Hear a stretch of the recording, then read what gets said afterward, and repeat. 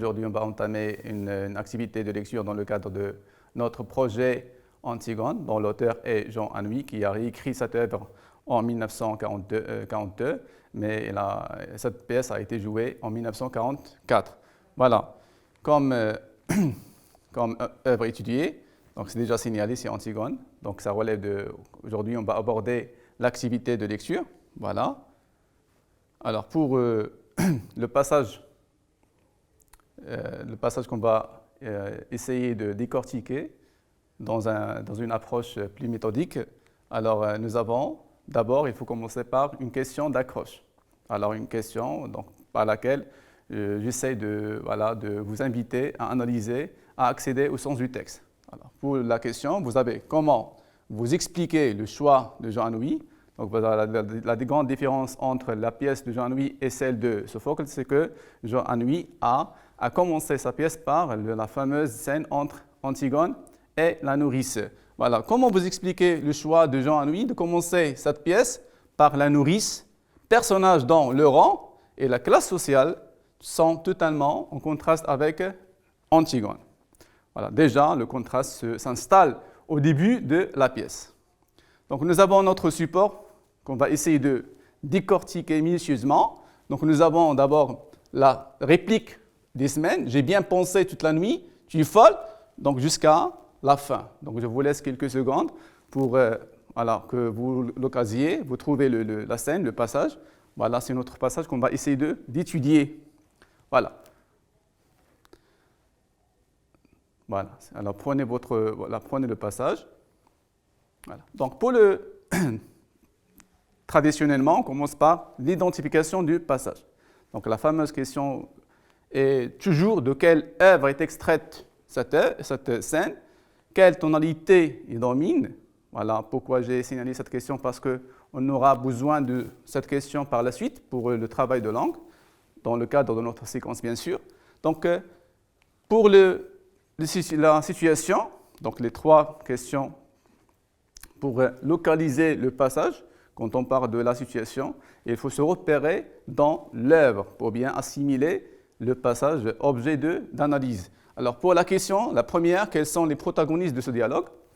Deuxième question, quand cette scène a eu lieu. Donc il faut repérer la scène par rapport à l'ensemble de l'intrigue. Donc voilà, pour boucler cette introduction, où se déroule cette scène? Donc voilà, donc il faut trouver le lieu. Quand on parle de lieu dans le cadre de la pièce, donc nous avons deux types de lieux, à savoir le lieu réel qui est dans l'histoire, par rapport à l'histoire, et le lieu qui est fictif. Ça veut dire, voilà, ça correspond à la trame de l'histoire. Alors pour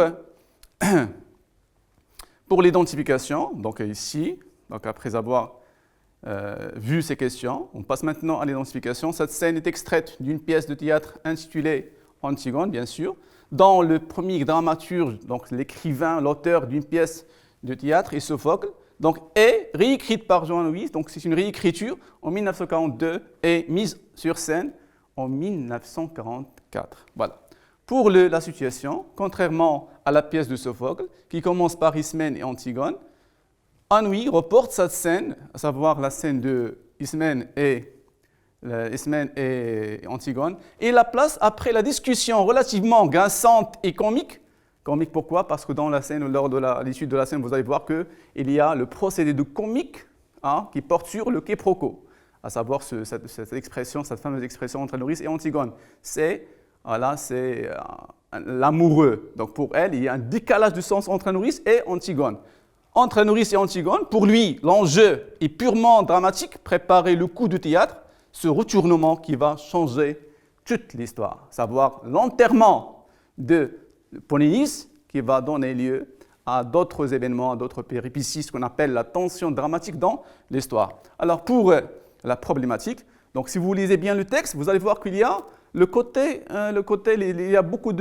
y a l'emploi des pronoms.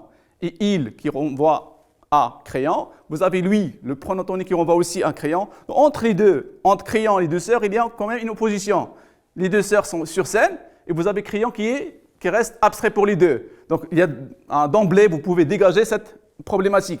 Ça nous prépare à dégager une autre problématique, à savoir où se manifeste, ou bien comment se manifeste l'opposition? Quand je dis l'opposition, c'est le contraste. C'est le contraste entre les deux sœurs. Voilà. Quoique le rapport fraternel existe entre les deux sœurs, cependant, il y a quand même un conflit. Alors, pour le plan qu'on va essayer de décortiquer, alors vous avez deux axes, le contraste entre les deux sœurs, puis nous avons le deuxième axe, l'insistance d'Ismène. Et cette insistance-là repose sur deux sous-axes, la marche au supplice, et vous avez le deuxième sous-axe, c'est le supplice. Alors, nous avons, pour l'analyse du texte, le premier axe, l'analyse du le premier manche de la scène. Vous savez que la scène est relativement longue. Donc, on a divisé la scène en deux. Pour le premier manche, on va l'analyser maintenant, à savoir le premier axe. Vous avez le premier argument, puisque vous avez un échange, vous avez un débat. C'est un échange qui est acharné entre les deux sœurs. Donc, le premier argument, nous avons ici la première idée. Donc, je ne vais pas qualifier cette idée d'argument. On va voir pourquoi. Nous ne pouvons pas. S'agit-il vraiment de cette idée? Est-ce qu'il s'agit d'un argument? Alors, ici, juste après, vous allez voir que dans le texte, que Antigone réplique par la question, bien l'interrogatif. Pourquoi? Donc, il cherche à identifier les causes, les mobiles, qui poussent Ismène à refuser l'offre d'Antigone d'enterrer Polynice. Donc, nous avons un argument. Antigone avance un argument plus fort, ça relève de la loi morale. Donc, c'est une norme sociale, l'enterrement, ça ne relève pas d'une caprice, mais c'est une question c'est quelque chose qui est moral. Voilà, vous avez la première idée, on va rebondir sur la première idée, à savoir l'argument. Ici, ce n'est pas un argument, on a dit, c'est un constat, c'est un fait. Donc, le constat et le fait a besoin d'arguments pour être appuyé. Pour le deuxième volet, Antigone a avancé la phrase suivante. « Moi aussi, j'aurais bien voulu ne pas mourir. » Comment vous expliquez quel est l'aspect du conditionnel passé utilisé dans l'argument d'Antigone?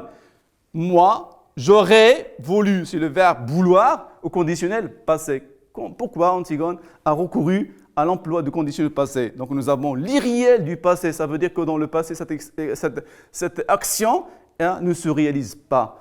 Antigone, ce que vous pouvez déduire, c'est que Antigone, c'est qu'elle mourra. La mort est tragique, la mort est fatale. Alors revenons à Ismène, elle avance un autre argument, c'est qu'il nous fait mourir, donc il renvoie à Créon, nous c'est les deux sœurs. Ismène a peur, il a ce souci, il est obsédé par la mort. Alors nous avons pour le deuxième argument, on va commencer par la transition, deuxième argument. Est-ce que Ismène a saisi la phrase suivante? Moi aussi j'aurais bien voulu ne pas mourir. Est-ce qu'il a compris? Est-ce qu'il a assimilé cette phrase? Alors apparemment, pratiquement non. Ismène ne comprend pas que tout est déjà accompli, tout est déjà achevé. Alors vous avez le deuxième argument, face à l'intransigeance d'Antigone, Ismène va essayer de déployer un autre argument. Lequel? Donc face à la fermeté, Antigone elle est ferme, il est quelqu'un qui est ferme, c'est quelqu'un qui est intransigeant. Antigone, elle est ferme, donc il ne va pas renoncer à son idée, à son projet d'enterrement. Face à l'infermeté d'Antigone, quel argument Ismène ajoute-t-elle pour dissuader sa sœur? Quand je dis dissuader, la dissuasion, c'est changer l'opinion de l'autre. Soit vous faites une argumentation qui s'adresse à la logique, ou bien vous le persuadez. Alors, Antigone, quelle était la réaction d'Antigone face au deuxième argument d'Ismène? Alors, nous avons, il faut comprendre un peu notre oncle. Quand je dis comprendre quelqu'un, c'est se mettre à la place de l'autre. Voilà, ici, Antigone, face à cet argument, le refus, fermeté et intransigeance. Alors, pour comprendre davantage cet argument, il faut expliquer les deux mots. Clé, comprendre, et un peu parce que ça constitue la clé de voûte de l'argumentation d'Ismène. Comprendre, prendre avec, vous avez ici comprendre avec, c'est une manière de se conformer à la pensée des autres, chose que Antigone refuse carrément, elle est anticonformiste. Donc refus, combien de refus Ismène ou bien Antigone exprime-t-elle? Nous avons, pour appuyer sa position, il a exprimé 3 refus. Nous avons premier refus, il refuse de comprendre et de réfléchir. Il refuse un refus qui porte sur toute réticence. Et aussi, troisième refus, se manifeste donc de donner l'exemple. Voilà. Donc, deuxième Antigone, si vous voulez, donc l'interprétation que vous pouvez donner à ce premier axe, c'est que Antigone, c'est quelqu'un qui revendique sa liberté. Alors, vous avez deuxième argument, l'insistance d'Ismène. Nous avons deux sous-axes qui expliquent cet axe-là. La marche de supplice, le châtiment. Donc, Ismène va déployer une autre stratégie pour essayer de secouer sa sœur. D'abord, la marche de supplice. Alors, vous avez, pour convaincre sa sœur, Ismène recourt à plusieurs sensations, lesquelles? Donc, dans le texte, vous allez voir qu'il y a plusieurs sensations, surtout qui portent sur les gardes. Alors, essayez de dégager ces sensations. Je vous laisse le temps, quelques secondes, pour souligner les sensations. Quand je parle des sensations, c'est les 5 sens présents dans le texte. Alors, pour la première sensation, vous avez Antigone, Ismène regarde les gardes. Vous avez ici le côté visuel, 1000 bras, 1000 visages, toujours ici dans le cadre de faire peur à Antigone. Avec aussi, à côté de cette sensation visuelle, vous avez la sensation auditive par la phrase « ils nous hueront ». Et vous avez les rires, les gardes vont taquiner les deux sœurs. Et finalement, pour terminer, vous avez la sensation d'ordre olfactif, c'est l'odeur. Alors, vous avez ici le supplice, tout cela débouche sur la dernière idée, à savoir le supplice pour essayer de secouer la position d'Antigone. Alors, nous avons la présence des gardes, nous avons aussi une modalité appréciative, péjorative qui détermine l'attitude et le comportement des gardes. Tête d'imbécile, vous avez ici un caractérisant avec un complément de nom, tête, en employant la préposition de. Alors, vous avez expliqué le mépris d'Ismène. Quand je dis le mépris, c'est la haine. Ismène méprise les gardes. Et voilà, vous avez une métaphore dans le texte, à savoir leur regard de bœuf. Le regard des gardes est comparé à celui de bœuf. Un regard qui révèle la peur, qui révèle la terreur. Donc voilà, tout cela, c'est peur, c'est pour secouer, on a dit, la position, l'opinion, donc l'intransigeance d'Antigone. Alors, pour terminer, vous avez l'anachronisme, les nègres, c'est un anachronisme employé par Jean-Louis dans ce texte-là, pour moderniser sa pièce et pour donner une allure à son texte. Nous avons l'effet recherché pour ennui, c'est ce mot est le symbole de l'action non réfléchie. Donc ça nous invite à rebondir dans le contexte historique pour comprendre pourquoi Antigone a réécrit cette pièce. Nous avons qu'il est impossible d'arrêter par raison. Donc, ce sont des personnes qui sont soumissionnaires. Donc, ils s'adonnent à n'importe quelle mission. Ils n'hésitent pas face à un ordre. Voilà, pour Ismène, les gardes sont vraiment d'une autre race. Alors, plus qu'une souffrance, d'après ce deuxième axe, l'interprétation, plus qu'une souffrance, proprement dite, Ismène éprouve une angoisse. Ismène traduit ainsi sa peur qu'elle avoue dans la réplique « Moi, tu sais, je ne suis pas très courageuse ». Alors, pour boucler cette analyse, rien que de terminer par une synthèse, cette scène présente la tentative échouée d'Ismène de convaincre sa sœur, donc c'est une tentative ratée. Toutes ces démarches logiques, savoir, il s'adresse par ici le côté, il faut se mettre à la place de leur oncle, donc logique, loi, et persuasive. Donc ici, Ismène tente de chatouiller les cordes sentimentales et émotionnelles de sa sœur, était voué à l'échec. Donc il y a défaillance de la stratégie d'Ismène. Ce dialogue visualise le caractère absolu chez Antigone et son attachement à sa liberté. Toutefois, cette scène nous prépare à comprendre la scène par la suite. C'est une anticipation à étudier, analyser, assimiler par la suite le dialogue entre Antigone et le gars. Alors merci pour votre attention. Je vous donne rendez-vous pour une autre activité.